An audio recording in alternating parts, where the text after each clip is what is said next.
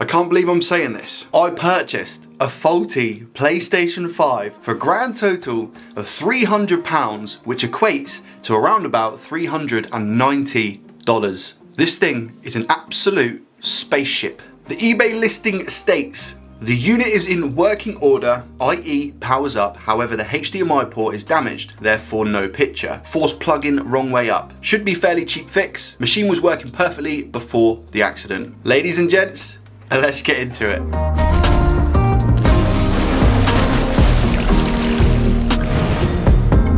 Firstly, I have to thank everybody in this community because I wouldn't be able to do what I do on this channel without your incredible support. I mean that, so a big thank you to everybody who watches and supports this content. £300 is a lot of money. That's Joey's food shopping for 2 days, you know? Joey loves pizza. I think it would be really, really rude if we didn't just have a general inspection of the console. There's a tiny bit of dirt here. I don't think you can see it in this light, but there is a tiny mark here. This is the digital version, so the discless one, so there is no disc tray. And I think overall it's in fairly good condition. To say I'm nervous in today's video would be an understatement. A lot of power in the palm of my hands. Look at the state of this HDMI port. It has been mashed up. I'm not going to attempt to display this console. We're just going to go ahead and assume that that definitely doesn't work. I know that it powers on, but I'm going to show it for the purpose of the video. Let's go ahead and put the power in. It's a mammoth, isn't it? It's such a big console. They weren't messing around. There we go. Okay, so we have power, we have the blue light. The famous blue light. My understanding, very much like the PS4, this should turn into a white light, which it has when I've tested off camera. So I really hope it does now. There we go. That is a white light. From that angle, maybe. Yeah, there we go. There's the white light. See it here? So we have confirmation it also turns on. I now need to try and take this apart. In anticipation of this fix, I have bought some Conductanor liquid metal, which I think is the best, the Thermal Grizzly stuff. I think it's the best stuff on the market. Could be wrong though, it was fairly expensive. Might not actually need to use that depending on the status of the liquid metal inside this console. I hope I don't because I've seen how much of a pain it is, but it would be good practice regardless. I've also purchased some HDMI ports as well. This little box is where I store all of my little components. If you're interested in it, I'll leave a Amazon link in the description of this video. Let's take it apart. Just to let you all know, I'm YouTubing how to take a PS5 apart. Just a quick teardown update of what I think of this so far. Not too shabby. The only issue is that all of the screws are pretty much different sizes, so you have to structurally lay out what screw goes where. That's the only issue, but not too bad for disassembly so far. Also, just want to note quickly as well, you can see the warranty up here. The warranty sticker seems to be intact, so that's good. Means that nobody's been in it. This is the part where I have to remove like 40 screws or however many it is. I could be completely out there, but there's a lot of screws to remove. I've now removed that top chassis with all of the screws, and this is the board. And isn't it just a thing of beauty? I absolutely love it. And we finally have the board out. The liquid metal seems to be fine, no spillages, things you love to see. I'd say for me, the hardest part, which I didn't actually record, was taking out this ribbon cable, which I believe is for like the front USBs, but this little pad came off because I was trying to pull at it. But it was just, yeah, it was just quite difficult. But now we have our beloved motherboard. Here's the HDMI port on the board. Let's take it under the scope. Okay, here's the old HDMI port. And to be honest with you, pin-wise, that looks okay. Maybe a few of them a little bit loose. I'm nervous about this port change because we've got this little cap here. We've got a little cap here, we've got the diode here. There's quite a lot in the area, but we should be okay. This is a state inside the port, and would you look at that? That has been mangled. Clearly evident that we need to remove the port, which is what we're gonna do now, and then replace it. First things first, we're gonna add some flux here. And we're gonna apply some leaded solder to bring down the melting temperature of these pins. Then there's less of a risk of damaging any pulled pads. Fume extractor on.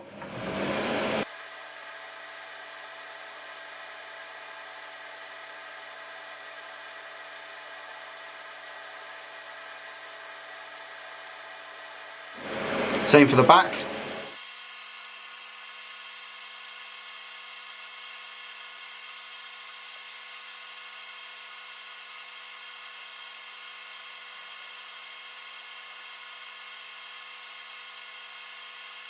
I feel like I'm going to go 80% airflow with a temperature of 470 degrees Celsius. The reason behind that is because it's such a big board.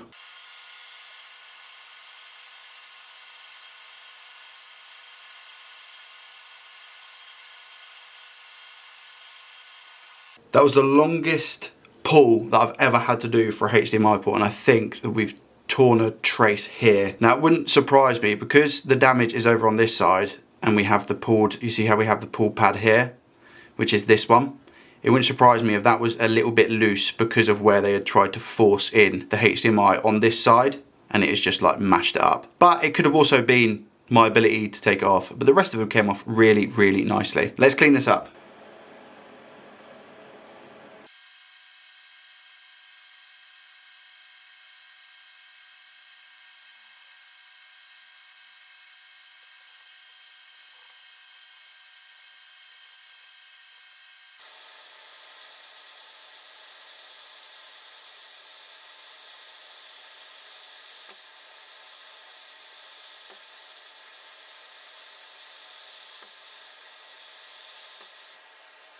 Now, I have a couple of different options how to play this. The first one could be to scrape back, because I've got to do this trace repair here, scrape back this little trace, solder a wire onto it, then fill this up with leaded solder, drop the port on, and I'm probably going to go with hot air, then touch up with the iron if needs be. I think that makes for the cleanest job. Or I can tin this up with leaded solder, put the port on, and then deal with the wire situation afterwards. And I actually think that dealing with it afterwards is probably the better solution in this scenario. Because if I put a wire here and then I have to touch things up after, I'm worried about this little cap, so I'm thinking it's going to be best to do after. So let's do that. Let's tin this up with leaded solder, drop the port on, heat it up, and hopefully get it in place. Hopefully being the key word. I'm very nervous. I don't know if you can tell my voice. I'm very nervous.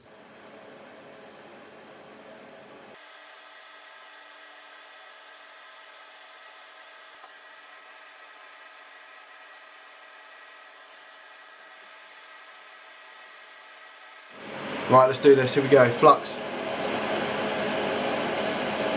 I've just tinned the port up a little bit as well, so I've put some solder on the port.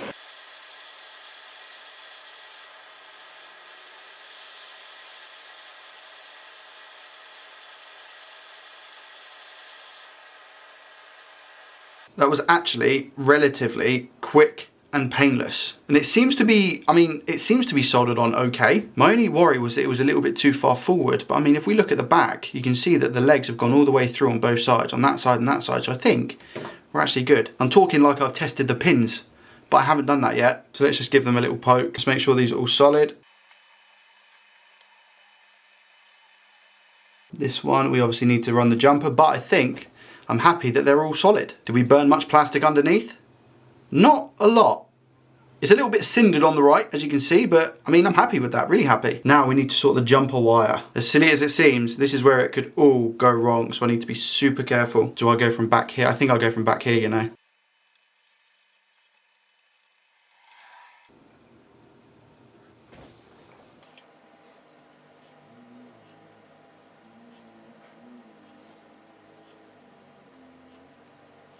I'd say that's on the pin, nice. Just gonna try and get the enamel coating off. I'm gonna move this a second, just like that. Add a bit of fluxation to the nation, just there. Tiniest bit of solder on the iron. Get that there, take this back. And hopefully, a bit more, I reckon, a bit more solder. There we go. And then break this off. Nice. Let's just give everything a really quick clean, IPA. Dry it up. Now we just need to secure the holes. It's called the tap and dab.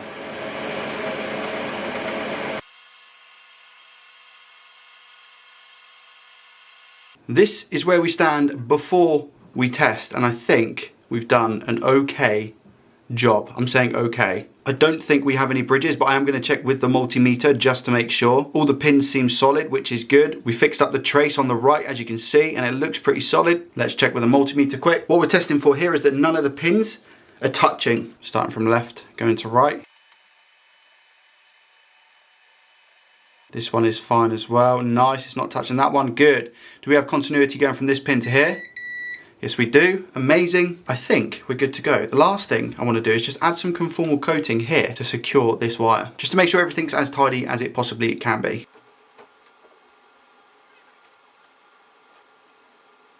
just enough to secure it, and I think that's going to be plenty. I'm just going to cure it with a UV pen. Just make sure that this solder mask is now hard, which it is, rock solid, nice, things you love to see. This is the finished product, okay.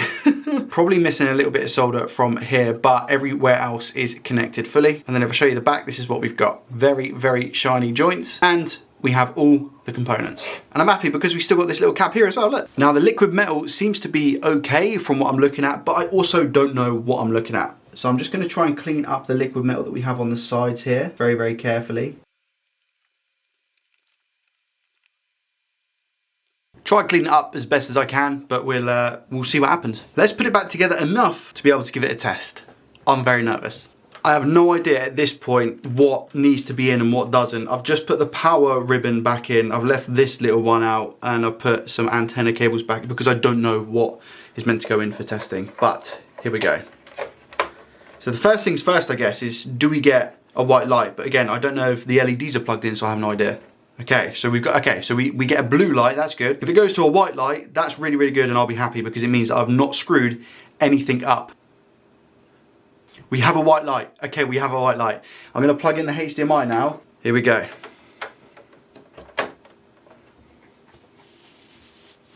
It doesn't look promising. It doesn't look promising. This is on the Elgato HD capture card, so I don't know if it's just playing funny with me or whether it genuinely doesn't work. I'm gonna turn it off. So instead what we've done, I've got the PS5 down here and I've hooked it up to this TV with this HDMI. So, and I've got myself recording here. Here we go, I've just turned it on. We have a blue light. Do we get anything on the screen? Well, does it go to a white light first?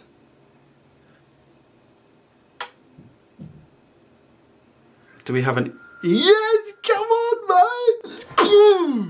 I've never seen this before. I've never owned a PS5. Oh, it works. We got the white light. Oh, man. Oh, I'm so happy, man. Let's put it back together quickly. I think we're in. I had to disable HDCP in order to get this to work, but we're in. My graphics card doesn't actually display 4K, so I'm not going to be able to check that, and this screen isn't 4K anyway. This was a huge risk to purchase this and try and fix it, and I feel like slowly but surely we'll be building up the confidence. I've got 2 controllers with this as well. I'm actually going to play this a little bit before I go on to sell it, so I've just purchased the PlayStation Plus. Shh. Thank you so much for watching. If you enjoyed, hit the thumbs up button, subscribe if you're new, and I'll see you in the next one. Peace.